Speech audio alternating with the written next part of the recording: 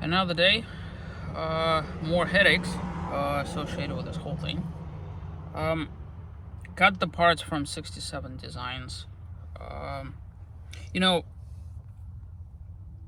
it should really be renamed into 67 Pains in My Ass. Um,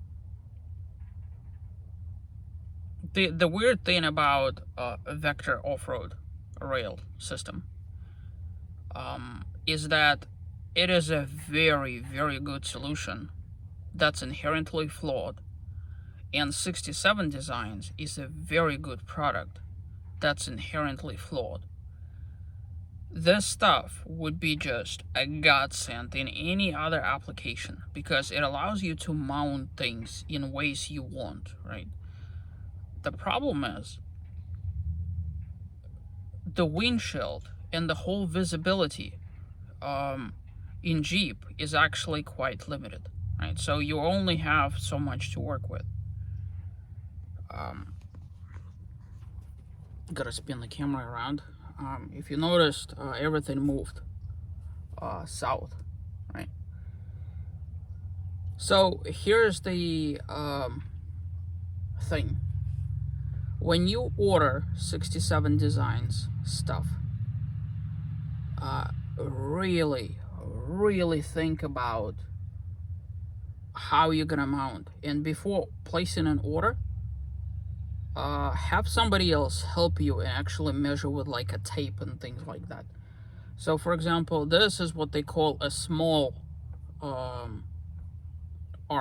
Okay, if you order what's that competitor to 67 Design, Bullet something, right? It's basically this piece and that piece, right? And they're all gonna mount over there. The principle with 67 Designs and that other brand is that it sticks out like so right into your field of view and just sits here. Okay, and it's like it will never move. That's the good thing about it, right? But the problem is it obstructs your field of view. It doesn't allow you to look over the hood. You know, and when you go on off-road, any kind of visibility issue is a huge concern because you need to see as much as humanly possible. You know, you need all the windshield. So in my particular case, after ordering all the bits and installing everything, I had to go back and actually order. This is called Nano, right here. This is the Nano, right? So my vision was to take 3 nanos and lower this, which is for my phone. That is for originally I was gonna have it for the other phone over here, you know, for the passengers, and then also for the tablet mount. But I also kind of cogitated the possibility of changing this out to a tablet. That way I'll have 2 tablets mounted here. And so it was really important to me to maintain this visibility. So if you notice, with everything moving south, okay, it cleared up my windshield tremendously, right? The problem is it is a huge pain in the butt. If you use the standard size bars that come with it and add a nano, it is very difficult for you to position things right here close within your driver thing. So for me, it's really important to keep this screen over here completely clear of any obstructions. You know, because if I'm putting this in reverse, if I'm looking at the off-road screen, I want this stuff to be, you know, completely unobstructed. And yet every kind of configuration, it was either blocking the corner or entire thing or something. So I kept playing with it. I ended up swapping arms for a very long time, in sort of like soul searching exercise, trying to, you know, get things properly done. So I ended up using 2 nano pieces here, and so my phone is actually going to be mounted there.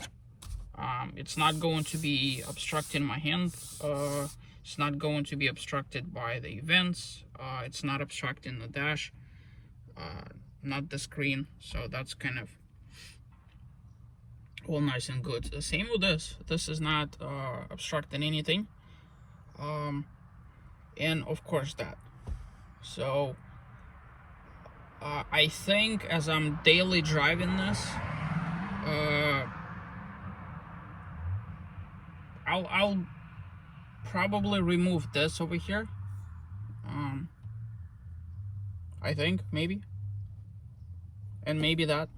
Who knows? I just don't want it to interfere with anything, because there's certain things like I only have one phone to use. I don't need all this extra stuff. But at the same token, haven't spent so much time and effort placing things right where I want. I really don't want to be moving anything. So everything is low profile, everything is good. Happy with that respect. But man, oh man,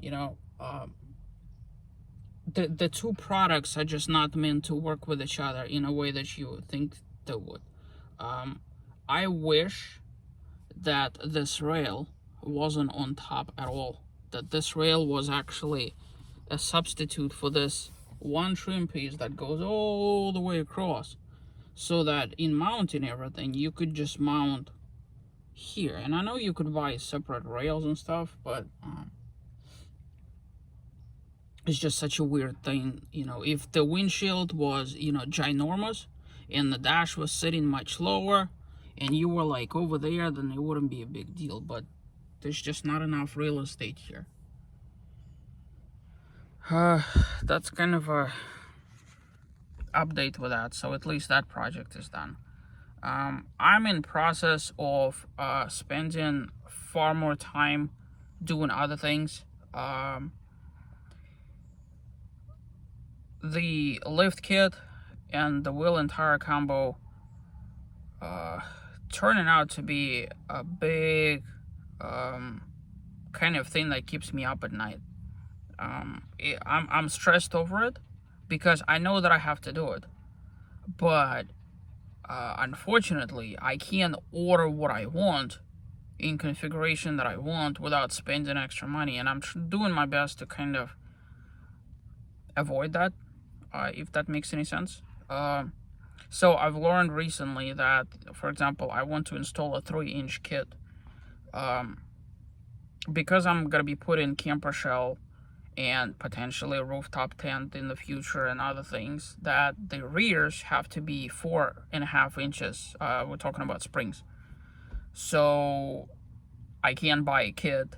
I have to buy it separately, but then I have to make sure that I'm buying the right bits and parts.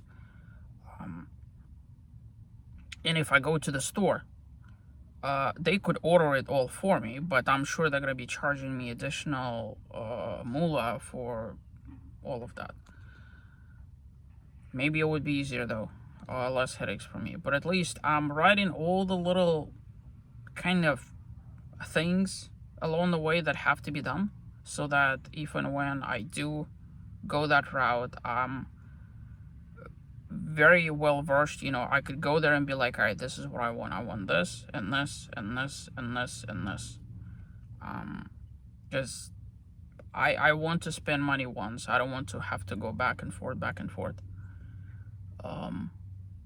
My next project is to do something about that bed carpet thing that I mentioned in my previous video. I'm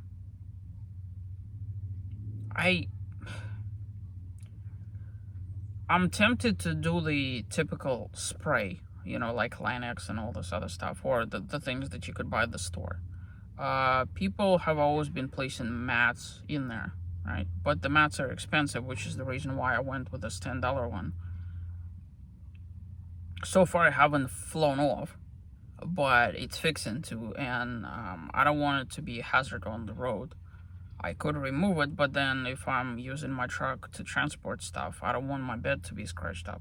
Which the great irony is, if you use like spray-in bed liner, or even like one of those roll-up kits, you have to take sandpaper and sand away and destroy paint. And I'm like, I'm sorry, you want me to do what to my brand new truck? So anyways, so still waiting for the parts. You know, the tow setup and whatnot. Still waiting for the Morphlate to arrive here. Contemplating on hardwiring it and just leaving the pump somewhere in the back. Some people do that, but then I have to spend extra money on wiring and putting thick cable to the back. I don't know if I want to do it, but it's a hypothetical to do thing. So that's kind of it for updates as of today.